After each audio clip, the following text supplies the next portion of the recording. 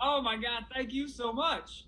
Hey, everybody. I am privileged today to talk with Luke Adams, a critical care nurse who left his family behind in Pennsylvania to come to the front lines of COVID 19 right here in New York City. He truly personifies the selflessness of our healthcare workers right now. Luke, thank you so much for joining me on SSK at home or SSK in a hotel in your case. You're very welcome. I'm very happy to be here. Now, what you're doing is not only heroic, and I know a lot of healthcare workers, nurses, doctors would say, I'm just doing my job. But in this case, you really are taking a risk with your life. What made you want to come to New York to help? It's a couple things. The first was a feeling of duty. I think like many people, one of the defining moments in my lifetime was 9/11. I remember where I was. I remember being a junior in high school. I remember how I felt. And I remember watching all the stories of the heroes of that day. And they were just normal people like me and you. They got up one day and they were forced into a situation that they never thought was possible. And they did it. And I remember, the kind of camaraderie and the coming together of everyone in what was, one of the darkest moments in our history. And when you got to the bottom of it, there was something that was very distinctly American, and it just so happens that we are now facing a crisis that was tailor made to my particular skill set. So I very much felt a duty, to kind of follow in the footsteps of the people that I saw on the TV when I was, younger. Well, I have to say that, they say character comes out in the most trying of times. People would forgive you and completely understand if you chose hunkering down because I think there's a certain human nature and a survival element to being just human, but also a parent. You have young kids. How old are your kids? I have a son, Jack, who's 8, and a daughter, Remy, who just turned 10 months and started growing. Oh, now did you have to tell your son what you were doing? How did you explain that? You never know how to frame it in terms of an 8-year-old's mind, and it was just kind of that I had to go away, that there were people that needed help and that I wanted to help them.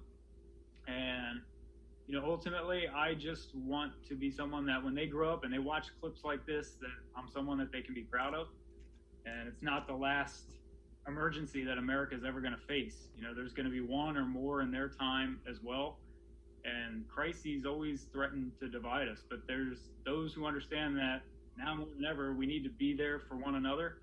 And even if you aren't one of the people whose skills are called upon, you can still do your part. That you can choose, no matter what the circumstances are, to be a positive force in the world. So that's what I want them to know. I love that. Now, when you picked up and came here, did you even have a place to stay or a No, place? I rented an SUV, and it was very. I think the lady at the car rental place knew what I was up to because I kept asking for an SUV, and then I would kind of look in the back, and I think she could just see the wheels turning in my head. Like, is this going to be big enough to sleep in? Uh, so I did end up sleeping in the back of the car on a baby mattress for a little over a week. Oh my gosh, baby mattress. Now, I think your job, by the way, would be beyond comprehension, even on a good night's sleep. But you have a very important role with ICU patients you're caring for. Can you tell us about that? Yeah, I mean, this disease itself is very interesting in that the people who get sick, who come to the hospital, more often than not, do end up needing ICU level of care for an extended period of time. And that's where the stress on the system comes from.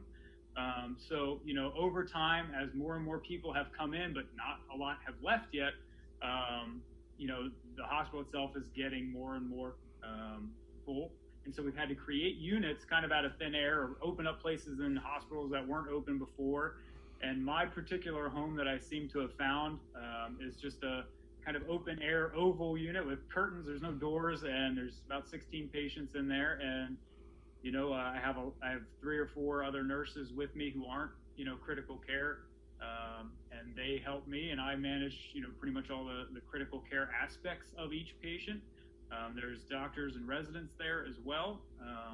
But the great thing is that everybody's kind of stepping out of their comfort zone. And, in medicine, up until this, we had very clearly defined roles and there was no chaos and Right. good.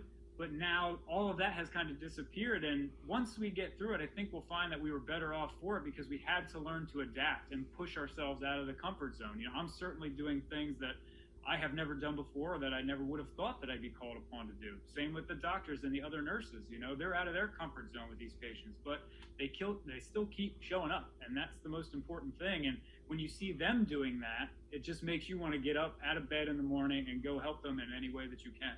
You know, is there anything more regular people who aren't on the front lines can do for people like you to help more?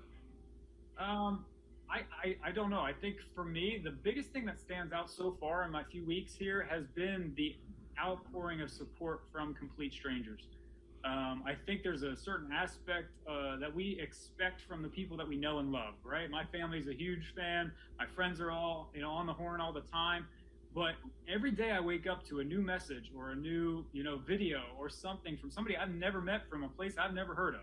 And it just makes your feet a little bit lighter, you know, when you're leaving. The clapping and the cheering, like, you're wringing your socks out at the end of the night, but all of a sudden you have some energy when you walk out on that street and hear it. So, you know, there's a certain amount of courage that it takes to bridge that unfamiliarity, right? And that's what comes out of these crises, is your neighbor that maybe you never would have spent time talking to before. Now you're reaching out, and I have somebody who mowed my grass the other day back home. Like, you know, there's just little things like that that I know we're all so appreciative of. So what I would tell them is there's no act of kindness that is too small or that we're not appreciative of. That's amazing. Well, Luke, thank you for joining